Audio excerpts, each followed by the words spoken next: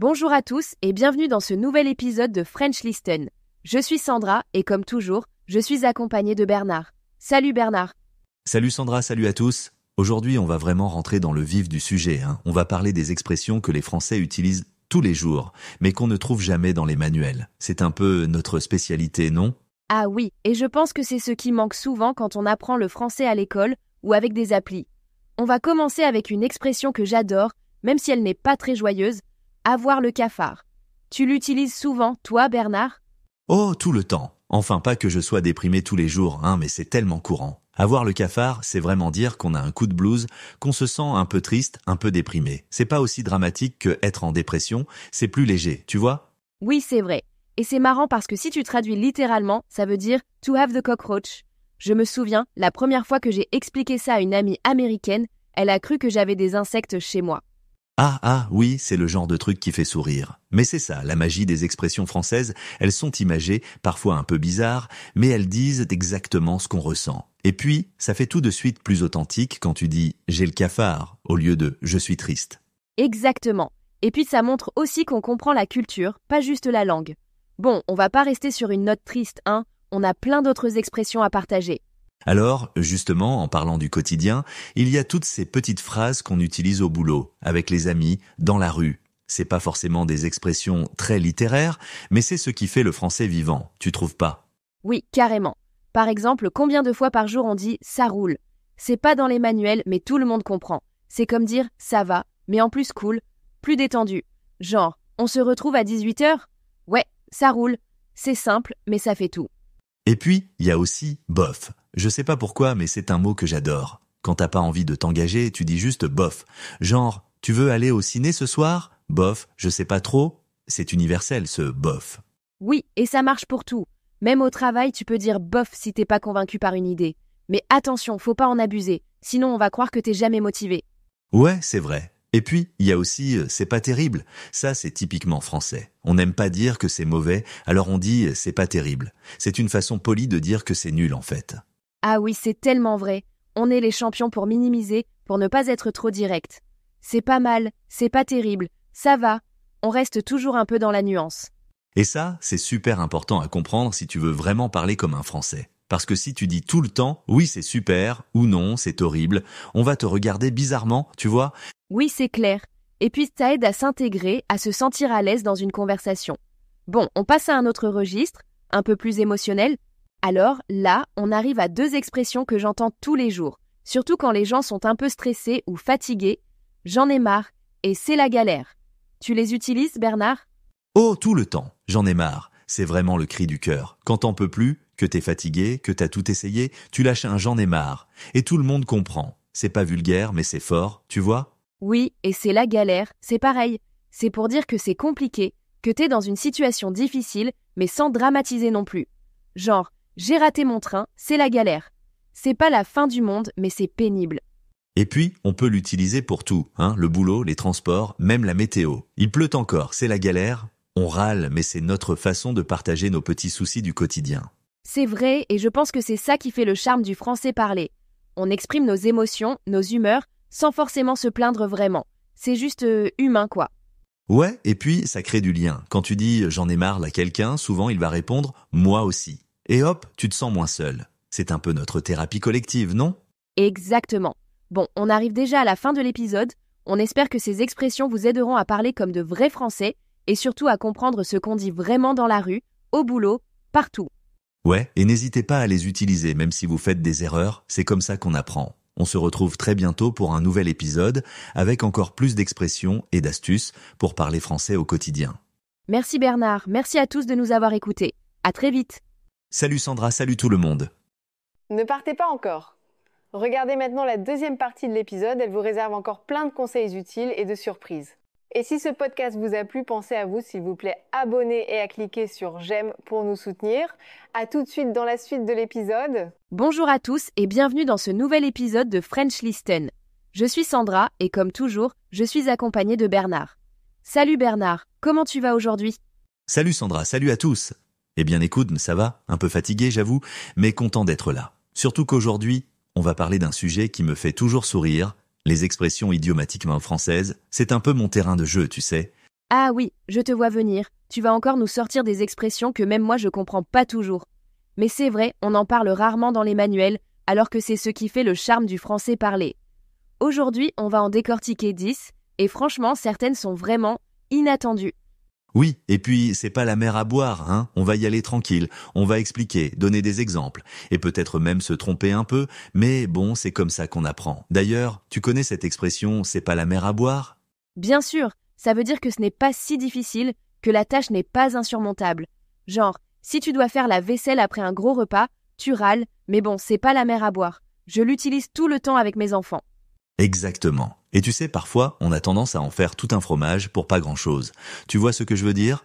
Oh oui, en faire tout un fromage, c'est typique. Genre, tu oublies d'acheter du pain et tout le monde s'énerve comme si c'était la fin du monde. Alors qu'en vrai, c'est pas si grave. J'avoue, je suis un peu coupable de ça parfois. On l'est tous, je crois. Et puis il y a toujours quelqu'un pour venir mettre son grain de sel dans la discussion, non ? Ah, ça c'est ma belle-mère. Elle ne peut pas s'empêcher d'intervenir, même quand personne ne lui demande son avis. Mais bon, c'est affectueux, hein, si elle écoute, je t'embrasse. On a tous un metteur de grain de sel dans la famille, c'est sûr. Et parfois, avec toutes ces discussions, il y en a qui finissent par tomber dans les pommes. Oui, alors là, c'est pas littéral, hein. Tomber dans les pommes, ça veut dire s'évanouir. Je me souviens, au lycée, pendant les discours interminables, il y avait toujours quelqu'un qui tombait dans les pommes. Peut-être à cause de la chaleur, ou juste parce qu'on s'ennuyait à mourir. Ou alors, il fallait mettre la main à la pâte pour organiser la fête de fin d'année. Tu vois, mettre la main à la pâte, c'est participer, aider concrètement, pas juste regarder les autres bosser. Oui, et c'est là qu'on voit qui est vraiment motivé. Mais parfois, il y a des surprises. Tu te souviens de Julie, qui avait un polichinelle dans le tiroir ? Ah oui, cette expression me fait toujours rire. Pour ceux qui ne connaissent que pas, avoir un polichinelle dans le tiroir, ça veut dire être enceinte. C'est mignon, non ? Même si, franchement, je me demande d'où ça vient. Aucune idée, mais c'est imagé. Bon, après toutes ces histoires, moi j'ai juste envie de faire la grasse matinée demain. Dormir tard, ne pas mettre de réveil. Ah, le rêve. Mais attention à ne pas faire l'école buissonnière, hein, parce que faire l'école buissonnière, c'est sécher les cours, ne pas aller à l'école sans permission. Je l'ai fait une fois, j'avoue, mais chut, faut pas le dire à mes enfants. On l'a tous fait au moins une fois, je crois. Et puis, il y a ceux qui racontent des salades pour se justifier. Raconter des salades, c'est mentir, inventer des histoires. J'en ai entendu des vertes et des pas mûres, comme on dit. Oui, et parfois, on a les yeux plus gros que le ventre. Surtout à Noël, tu sais, quand tu te sers une énorme part de bûche et que tu n'arrives même pas à la finir. Ça, c'est moi à chaque repas de famille. Je me dis toujours « Allez, je peux le faire ». Et puis non, impossible. Bon, on a fait le tour de ces 10 expressions et franchement, si vous arrivez à les placer dans une conversation, vous allez impressionner tout le monde. Oui, et surtout, vous allez vraiment sonner comme un Français, pas juste comme quelqu'un qui a appris le français dans un livre. C'est ça, le vrai défi, non ? Exactement. Bon, on va s'arrêter là pour aujourd'hui, mais on revient très vite avec d'autres expressions, d'autres astuces et peut-être quelques anecdotes embarrassantes. On verra si tu nous racontes encore des salades la prochaine fois. Merci à tous de nous avoir écoutés, prenez soin de vous et à très bientôt. Merci Bernard, merci à tous, et n'oubliez pas, c'est pas la mer à boire, continuez à pratiquer et à la prochaine partie 2 de l'épisode. Salut! Ne partez pas encore.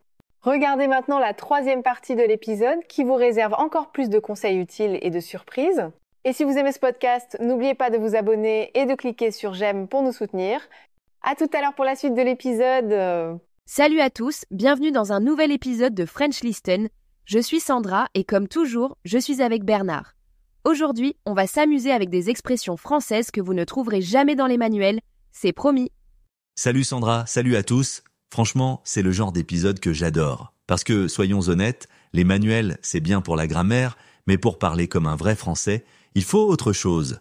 Exactement. Et on commence direct avec une expression que j'adore. Avoir les yeux plus gros que le ventre. Tu la connais bien, Bernard ? Oh oui, celle-là, je l'ai entendue toute mon enfance. C'est quand tu veux manger plus que ce que tu peux vraiment avaler, non ? Genre, tu te sers une énorme assiette. Et à la fin, tu n'en peux plus. C'est ça, mais tu sais, je trouve qu'on l'utilise aussi pour d'autres situations. Par exemple, quand quelqu'un pense pouvoir faire trop de choses à la fois, mais il n'y arrive pas. Enfin, je crois...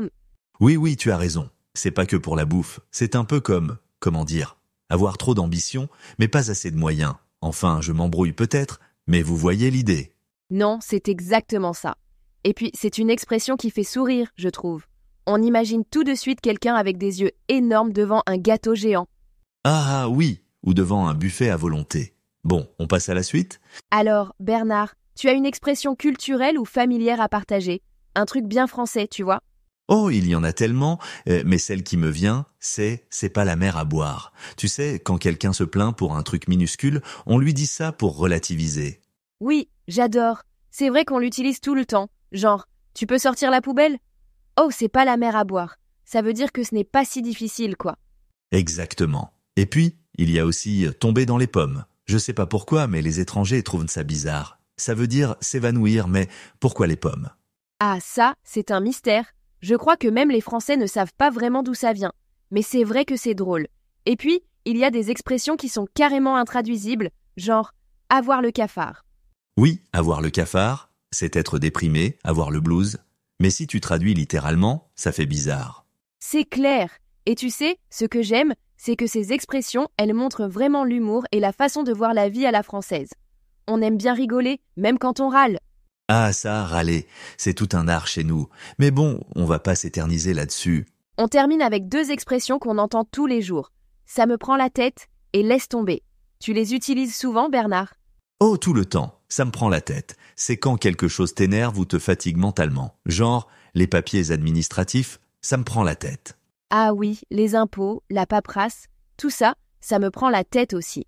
Et laisse tomber, c'est un peu l'expression magique pour dire abandonne. C'est pas grave. Ou même on s'en fiche. Oui, c'est super pratique. Parfois, tu veux expliquer un truc compliqué. Tu vois que la personne ne suit pas. Alors tu dis juste « laisse tomber ». Ça coupe court, mais c'est pas méchant. C'est vrai. Et puis ça montre aussi qu'on aime aller à l'essentiel. Pas besoin de s'attarder sur ce qui nous énerve. Enfin, la plupart du temps.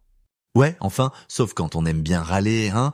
Bon, on va s'arrêter là pour aujourd'hui. Merci à tous de nous avoir écoutés. On espère que vous allez pouvoir utiliser ces expressions dans la vraie vie. Oui, et n'oubliez pas, il y a encore plein d'expressions à découvrir. On se retrouve très vite pour un nouvel épisode. Salut Sandra. Salut Bernard, salut à tous et à la prochaine. Ne partez pas encore, regardez maintenant la partie finale de l'épisode, elle vous réserve encore plein de conseils utiles et de surprises. Et si ce podcast vous a plu, pensez à vous s'il vous plaît, abonner et à cliquer sur j'aime pour nous soutenir. À tout de suite dans la suite de l'épisode. Salut à tous, c'est Sandra et je suis ravie de vous retrouver pour un nouvel épisode de 3 mois pour parler français. Comme d'habitude, je suis avec Bernard. Bernard, tu vas bien? Oui, ça va super, merci Sandra. Et toi? Prête à dévoiler quelques secrets du français qu'on n'apprend jamais à l'école? Oh oui, j'adore ce genre d'expression. Aujourd'hui, on va parler de ces petites phrases qu'on entend partout en France, mais qui sont totalement absentes des manuels. Genre, tu sais, casser les pieds. Ah, casser les pieds, celle-là, je l'utilise tout le temps. Mais c'est vrai que si tu traduis littéralement, ça n'a aucun sens. C'est pas break the feet, hein? Non, pas du tout. Ça veut juste dire embêter quelqu'un ou énerver. Genre, arrête, tu me casses les pieds. C'est familier, mais pas méchant. Enfin, sauf si tu le dis avec un ton. Ouais, tout est dans le ton. Et puis c'est marrant parce que même les enfants l'utilisent. Mais bon, faut pas le sortir à son patron, hein. Enfin, sauf si tu veux vraiment changer de boulot. Oui, voilà. C'est le genre d'expression qui fait partie du quotidien, mais qui reste quand même un peu familière. Je me souviens, la première fois que j'ai entendu un étranger dire ça, j'ai trouvé ça trop drôle. Il avait l'air tellement fier.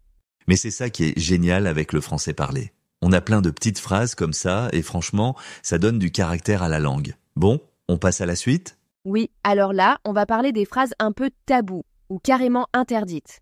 Enfin, interdites. C'est un grand mot, mais disons qu'il vaut mieux éviter de les dire à table avec la belle famille. Ouais, genre les trucs qu'on entend dans la rue, mais qu'on n'ose pas répéter devant sa grand-mère. Je pense à des expressions comme « foutre le bazar » ou « se prendre la tête ». Exactement. Se prendre la tête, c'est super courant, mais c'est pas très poli. Ça veut dire se compliquer la vie ou s'énerver pour rien. Genre, arrête de te prendre la tête, c'est pas grave. Et puis, il y a aussi « foutre le bazar ». Alors là, c'est vraiment familier. Ça veut dire mettre le désordre, mais c'est un peu vulgaire. Je crois que dans les manuels, on ne voit jamais le mot « foutre ». Non, jamais. Et pourtant, on l'entend partout. Mais bon, faut faire attention, parce que ça peut choquer. Moi, je me souviens d'un collègue étranger qui a dit « foutre le camp en réunion ». Oups. Ah oui, là, c'est le genre de moment où tout le monde s'arrête de parler, tu vois. Mais bon, c'est aussi ça, apprendre une langue, c'est faire des petites gaffes et apprendre sur le tas. C'est clair. Et puis, ça fait des souvenirs. Bon, on continue avec les interjections ? Ah, les interjections, c'est tout un art en France. Franchement, si tu veux vraiment parler comme un Français, faut maîtriser les « ah bon »,« dis donc »,« bah »,« ben ». Oui. Ah bon, c'est la base.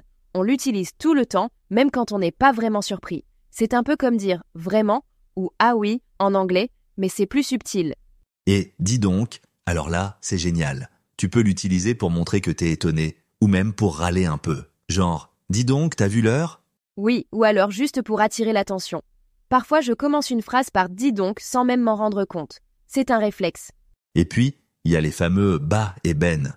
Je crois que si tu retires ça du français, il reste plus grand-chose. On les met partout, pour gagner du temps, pour réfléchir. C'est vrai. Et tu sais, parfois, on combine tout. Bah dis donc, ah bon, ça fait très français, mais pour un étranger, ça doit être incompréhensible.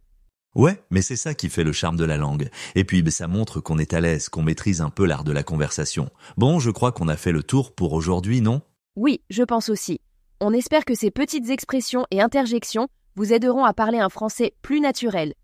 N'hésitez pas à les tester, mais choisissez bien le contexte. Exactement. Et si vous avez des expressions que vous adorez ou que vous ne comprenez pas, envoyez-les nous, on adore lire vos messages. On se retrouve très bientôt pour un nouvel épisode. Merci Bernard, merci à tous et à la prochaine. Salut Sandra, salut tout le monde. Bonjour. Aujourd'hui, on plonge dans le français parlé, le vrai, grâce à des extraits de Parler comme un vrai français. On va se concentrer sur un chapitre assez intriguant, 10 phrases que seuls les Français utilisent et qui sont jamais dans les manuels. L'idée, c'est de voir un peu ce qui différencie ce français qu'on apprend dans les livres de celui qu'on entend tous les jours. Découvrir ces expressions un peu secrètes, quoi. Ok, allons-y, creusons un peu ça.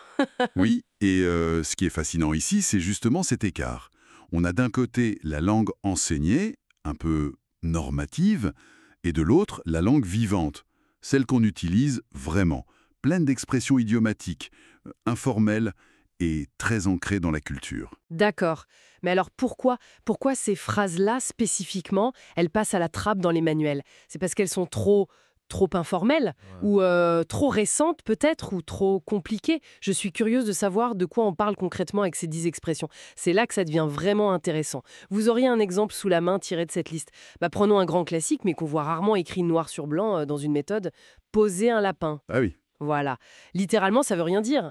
Mais pour un francophone, c'est clair, ça signifie ne pas se présenter à un rendez-vous sans prévenir. Et pourquoi c'est pas dans les manuels? Parce que c'est purement idiomatique, c'est une image, et ça appartient à un registre courant, voire familier. C'est le genre de truc impossible à deviner si on n'a pas le contexte culturel. Poser un lapin. Oui, c'est excellent ça.